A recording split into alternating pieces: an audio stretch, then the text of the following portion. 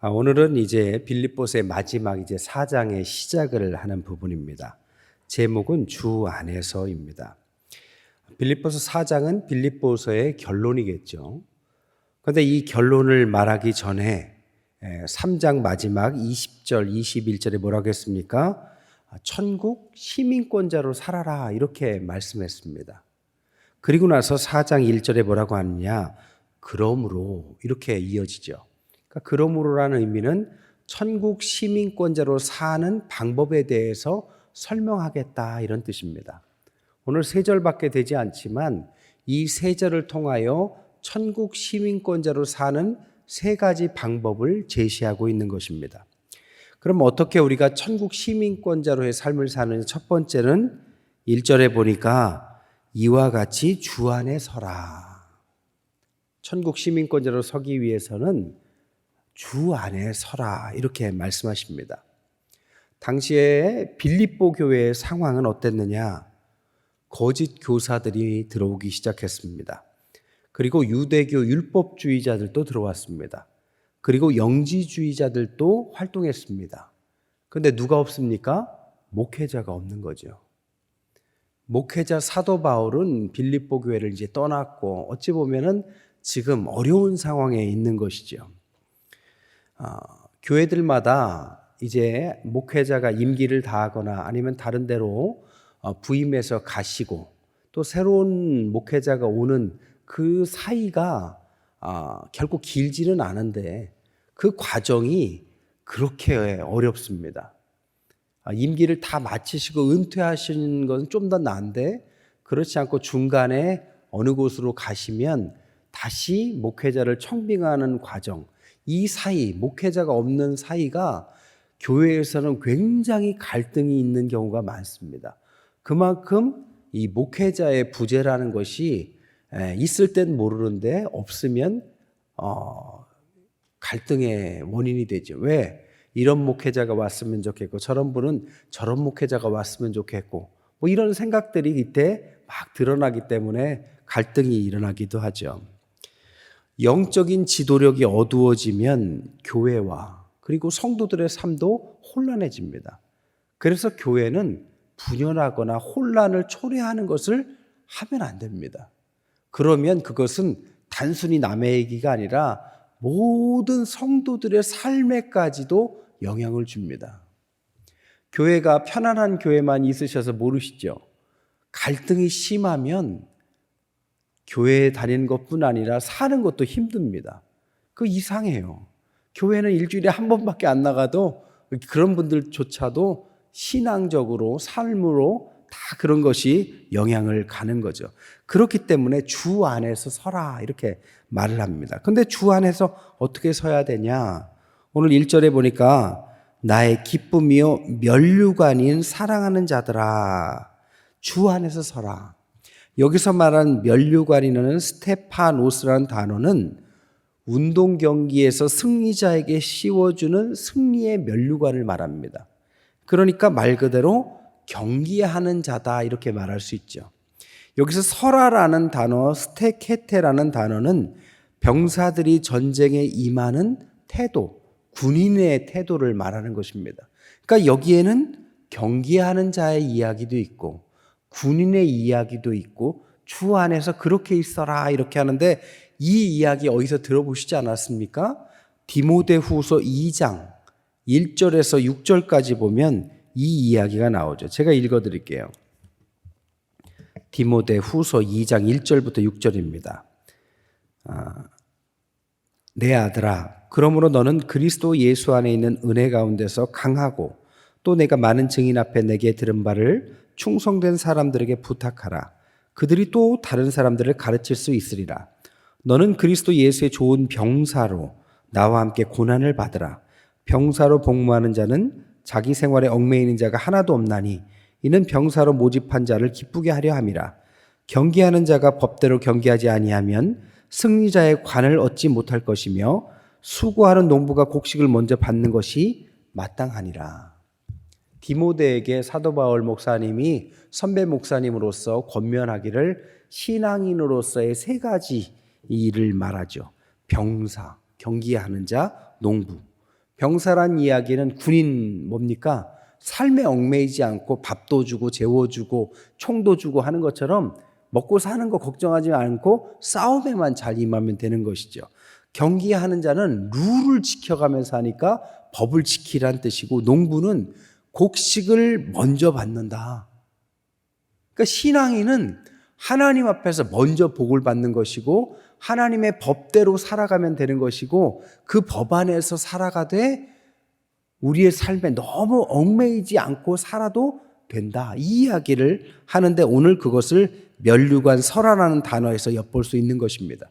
그래서 디모데후서 4장 7절 8절에 우리가 잘 아는 것처럼 나는 선한 싸움을 싸우고 나의 달려갈 길을 마치고 믿음을 지키면 이제 나를 위하여 의의 면류관이 예비될 것이다. 이 말이 이것을 뜻하는 것이죠. 그러니까 내가 주 안에 서라, 이런 것은 군인의 강직함, 의리, 충성, 이런 의미를 갖고 있다라고 말할 수 있습니다. 군인 충성스럽잖아요. 주님은 우리의 대장 되시죠. 그 대장 되신 주님을 따라가는데 우리가 머리도 좋고 발도 빠르고 이런 것도 중요하지만 우직한 군인 같은 충성심이 중요합니다. 옛날에 어떤 기자가 쓴 글을 읽어보니까요, 문민정부 시대가 좋아졌는데 옛날 군사정부 시대보다 나빠진 것들도 있다라는 글을 제가 읽은 적이 있어요. 무슨 소리냐? 문민정부 시대에 되니까 많은 사람들이 좋은 아이디어를 내더래요. 그런데 아이디어는 많은데 너무 아이디어가 많아서 그런지 잘 못 지키더래요. 너무 아이디어만 많고. 근데 군사정부일 때는 어떻게 했느냐? 아이디어는 몇 개 없는데 몇 개 없어도 그것을 다 군인들이 통제하니까 끝까지 그것을 지키는지를 감시하고 확인하고, 그러다 보니까 일이 딱 되더라는 겁니다. 이 차이가 참 크더라. 군인이라는 의미가 바로 그것입니다. 주 안에서 우직해야 되는 거죠. 삼국지에 보면 악진 문겸이라는 사람이 나와요. 그 사람은 키도 작고 그렇게 능한 사람은 아닙니다. 이 사람의 장점이 뭐냐면 절대 물러서지 않는 무인입니다. 삼국지 읽어보셨겠지만 읽어보시면 이 악진은 항상 앞으로만 전진을 해요. 그래서 가장 평범해 보이지만 가장 승전을 많이 했던 사람도 이 악진입니다. 아마 이런 걸 말하는 것 같아요. 군인으로서 주 안에서 우직하게, 대장 대신 주 안에서 앞으로 믿음을 가지고 가라. 작은 걸 맡아도 그것을 우직하게 해내는 사람들, 이 마음으로 주 안에 서라. 이게 천국 시민으로서의 첫 번째 삶이다. 두 번째는 2절에 보니까 주 안에서 같은 마음을 품어라. 다른 말로 하면 주 안에서 하나가 되라, 이렇게 말을 할 수 있습니다. 오늘 본문 2절에 보니까 유오디아를 권하고 순두개를 권한다. 그러면서 같은 마음을 가져라. 이 말은 뭡니까? 둘이 마음이 갈라졌다는 거죠. 그런데 여기에는 무슨 이야기만 있느냐? 이름만 나오고 무슨 일을 서로 간에 갈라졌는지는 나오지 않습니다. 여기서 우리는 이렇게 생각할 수 있어요. 사도 바울 목사님은 이름을 밝힘으로써 그들의 분열을 더 이상 묵과하지 않겠다라는 것을 아주 단호하게 말은 하고 있습니다. 하지만 그들이 무슨 잘못을 했는지 누누이 캐내진 않아요. 너는 이런 잘못을 했고 너는 잘못을 했고 지적하지도 않고 이렇게 중재할게라고 중재하지도 않고 그들의 주장들을 서로 간에 나열하지도 않고 중간에서 재판관 역할도 하고 있지 않습니다. 하지만 한마디 하기를 뭐라고요? 주님 안에서 같은 마음, 한 마음을 품어라. 왜요? 그들이 지도자이기 때문입니다. 지도자가 한 마음이 안 되면 그것은 정말 아무것도 아닌 거예요. 뛰어나면 뛰어날수록 지도자들이 다른 마음을 품잖아요. 그러면 산으로 갑니다. 오히려 머리가 좋은 게 나쁜 거예요. 하나님 앞에서 지도자로 세워진 사람들은 아무리 본인이 뛰어나도 한 마음으로 가려는 마음을 반드시 가져야 됩니다. 내가 조금 뛰어나도 좀 부족한 사람이 뭘 주장해도 함께 어떻게 하면 같이 갈까를 고민해야지, 아유, 그런 생각밖에 못해? 라면서 지적하고 싸우기 시작하면 오히려 그 똑똑함이 독이 되는 거죠. 주님 안에서는 주님의 일을 해야 되는 것입니다. 왜요? 주님 안에서 우리가 의인이다라고 내세울 사람은 아무도 없기 때문이죠.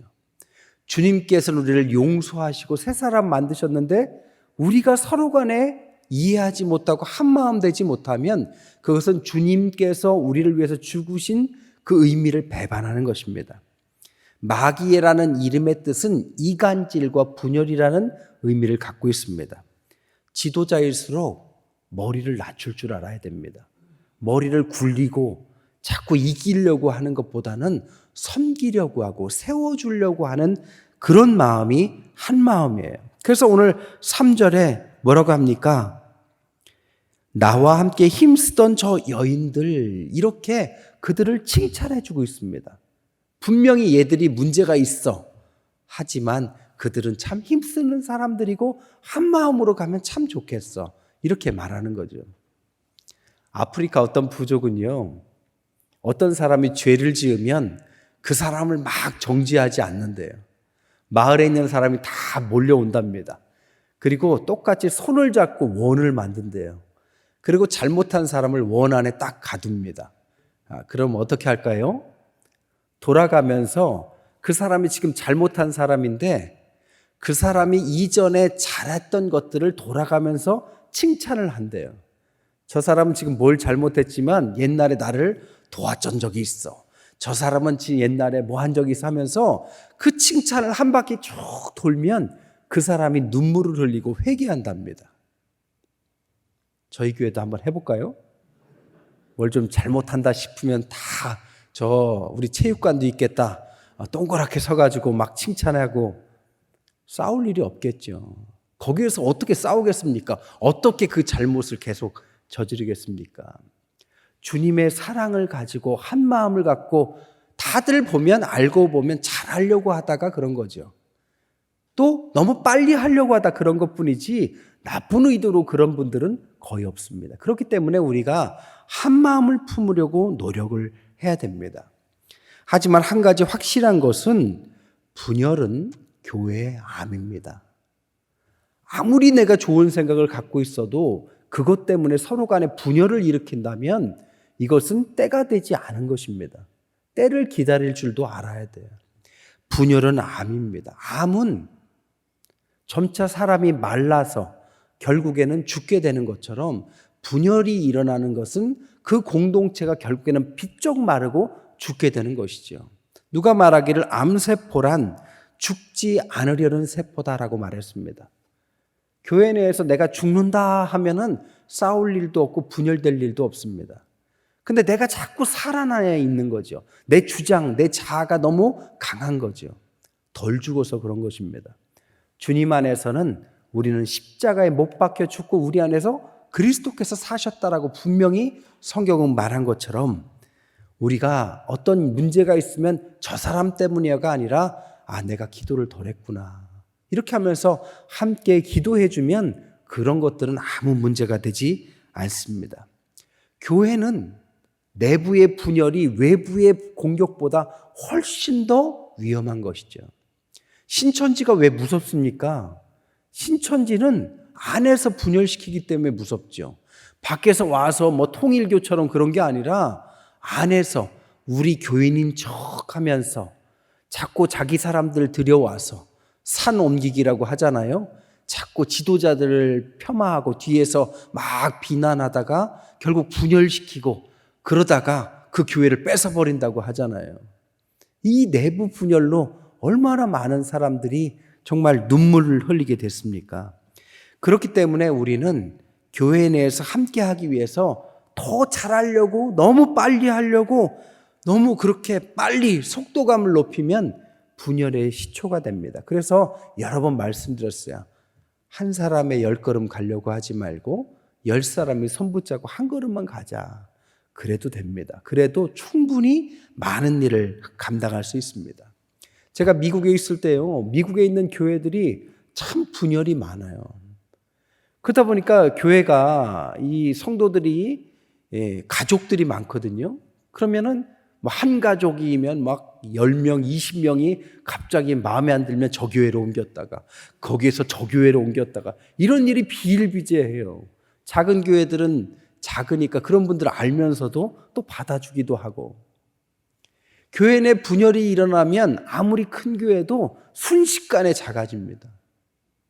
그리고 그렇게 떠난 사람이나 떠나고 남은 교회나 너무나도 슬픈 시간을 보낼 수밖에 없어요. 그래서 옛날에 어떤 교회를 보니까 분열이 일어나려고 하면 목회자가 우리는 분열은 안 된다, 이 일은 하지 말자 하면서 함께 기도하면서 성장보다는 조금 천천히 가자 하는 교회가 시간이 지나고 보면 제일 성장하는 걸로 봤어요. 여러분, 분열하지만 않아도 은혜가 있습니다. 저는 정말 뜨겁게 무언가를 하고 싶은 마음도 있지만 그것을 여러분들과 다 함께 하고 싶지 혼자 막 달려가고 싶지는 않아요. 그래서 하나님 앞에서 함께 가려는 마음이 항상 중요하기 때문에 같이 기도하며 예배 보며 훈련받으며 한 걸음 한 걸음 가는 스텝 바이 스텝, 그것이 중요한 것입니다. 루디아가 있었어요.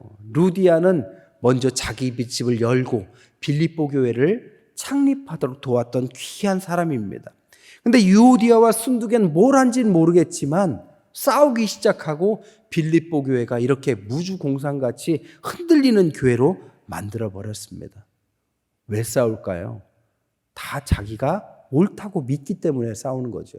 따지고 보면, 들어보면 그 말도 틀리진 않을 겁니다. 하지만 여러분, 성경에서 교회는 뭐라고요? 정의로운 곳이다가 아니라 기도하는 곳이다입니다. 정의롭지 않아야 된다는 뜻도 물론 아니지만 교회는 정의를 만들어낸다기보다는 불의한 자들도 들어와서 기도하면서 계산하기보다는 함께 하나님의 사람으로서 고쳐가는 곳이지, 그러니까 우리의 부족함들이 잠깐 드러나는 것은 어찌 보면 당연한 것이죠. 그렇기 때문에 우리는 교회 내에서 주님께 말씀하신 것처럼 기도하는 곳이 돼야 됩니다. 그 속에서 너무 많은 계산이 있으면 강도의 구렬이 된다고 합니다. 그렇기 때문에 교회는 너무 많은 계산보다는 어찌 보면 바보들의 천국과 같이, 아무리 세상엔 뛰어나도 아무리 세상엔 어려워도 교회 안에 들어오면 천국 백성처럼, 바보들처럼 서로 양보하고 서로 섬기려고 하고, 그런 교회가 좋은 교회이고 느려 보이지만 그런 천국이 세상에 없는 천국이고, 우리가 부족하기 때문에 주님이 필요하고, 그렇기 때문에 함께 기도하자. 무슨 일만 있으면 기도하자. 아, 우리가 기도가 부족했나 보다. 무슨 일만 있으면 그들을 위해서 기도하자. 그런 교회는 천국의 교회입니다. 조금만 뭐가 이상하면 막 이야기하면서 정의롭게 만들려고 막 법을 만들고, 그런 교회들은 결국에는 사분오열되기 쉽습니다. 그렇기 때문에 우리는 주 안에서 하나가 되는 것이 중요하다. 이것이 천국 시민의 두 번째입니다. 마지막 세 번째는 3절에 보니까 나의 동역자들을 도우라. 주 안에서 함께 도와가라. 이게 천국 시민이죠. 무엇을 돕습니까? 세 가지입니다. 첫째, 복음에 힘쓰는 것을 도우라. 우리는 생명을 갖고 있는 사람들이고 생명을 낳는 사람들입니다. 그렇기 때문에 생명을 낳도록 돕는 거죠. 다른 어떤 것보다도 생명을 낳도록, 아직 생명을 갖지 못한 연약한 사람들은 상처가 치유받도록 기도해주고 돌봐주고, 이제 좀 주님 안에서 충만해진 사람들은 생명을 낳도록, 그리고 그런 사역들과 그런 일들로 퍼져나가도록 돕는 것입니다. 또한 분열된 부분들을 하나로 돕는 것입니다. 아까도 말했지만 말을 잘해야 됩니다. 안 듣는 것 같아서 뒤에서 욕하는 것, 그 나쁜 습관입니다. 근데 뒤에서 칭찬해 주는 것은 좋은 습관이에요. 다 들려요. 돌고 돌면 들립니다. 근데 칭찬을 앞에서 하는 것보다 뒤에서 안 보는 데서 내 칭찬했다고 하면 더 좋아요. 그러니까 앞에서도 칭찬하고 뒤에서도 칭찬하면 참 좋습니다. 밖에 나가서도 우리 게 너무 좋아. 우리 목사님 너무 좋고 우리 장로님 참 너무 좋고 우리 권사님 너무 좋고 우리 교회 학교 너무 좋고 얼마나 좋습니까? 세 번째로 무엇을 돕느냐? 동역자들을 돕는 것입니다. 오늘 뭐라고요? 여인들을 돕고 나의 동역자들을 도우라. 동역자라는 것은 함께 일하고 함께 짐을 진다라는 것입니다. 동역이라는 것은 저 사람이 뭐가 그렇게 힘들까? 내가 어떻게 해야 저 사람을 짐을 좀 덜 가게 할까? 이게 짐을 덜어주는 동역의 의미죠. 예를 들자면 찬양대, 우리 수요일날 나와서 연습하시잖아요. 그러면 찬양대라면 우리 지휘자님, 우리 총무님이 덜 힘들게 내가 수요일날 나올 수 있으면 나와서 꼭 연습에 참여해야지. 이게 돕는 겁니다. 나오면서 혹시 못 나오는 분이 있으면 나온 분들이 아이고 왜 이렇게 못 나와가 아니라 얼마나 힘들면 못 나오겠냐. 그를 위해서 기도해 주자. 이게 짐을 같이 지는 거죠. 나온 분들을 위해서 어떤 분이 간식도 준비해서 나눈다면 이게 얼마나 기쁘게 나오겠습니까? 먹을 거가 있으면 더 잘 나와요. 사람은요, 단순한 면이 있어요. 그러니까 그런 거 하려고 돈 버는 거 아니에요? 그렇게 함께 돕고, 목장에서도 마찬가지죠. 어떻게 우리 목자가 잘할 수 있도록 도울까? 한번 튕겨볼까? 이러지 말고, 전화하면, 아이고, 또 전화 왔네. 이게 아니라, 얼른 받아서, 전화 받으니까 너무 좋다. 그러면 목자들은 너무 기쁜 겁니다. 그렇게 서로 동역하는 것이 중요한 것입니다. 오늘 본문에 보니까 돕는 자로 언급한 사람을 잘 보세요. 3절에 보니까 참으로 나와 멍에를 같이 한 내게 구하오니. 이 내게, 너라고 말하는 사람은 멍에를 같이 한 사람인데 이게 휘지고스, 멍에를 같이 한 사람. 이게 누굴까요? 빌립보 다른 지도자일 수도 있고 루디아일 수도 있고 유오디아와 순두기의 남편들일 수도 있고 누구라고는 안 나옵니다. 말 그대로 무명시예요. 돕는 자가 이름이 없습니다. 분열을 일으킨 사람 유오디아와 순두개는 이름이 있는데 돕는 사람은 이름이 없습니다. 멍에를 조용히 지는 사람은 이름이 없습니다. 이게 성경적인 거죠. 교회에서 주님 일 하는 사람은 자기를 드러내지 않는 법입니다. 무명시예요. 그런데 무명시라고 해서 정말 하나님도 모르느냐? 그건 아니죠. 3절에 뭐라고 합니까? 그 이름들이 어디에요? 생명책에 있다. 이거면 되는 거죠. 이게 우리가 얻을 것이지 누가 잘한다더라. 물론 소문나면 좋은 일이지만 그렇게 이름을 드러낼 필요가 없습니다.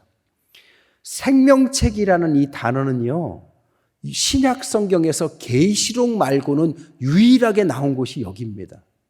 그만큼 무명으로 돕는 누군지는 모르지만 이렇게 분열된 빌립보 교회를 무명으로 돕는 사람들이 있었는데 그들은 분명히 저 생명책에 기록되어 있을 것이다 라고 말을 합니다.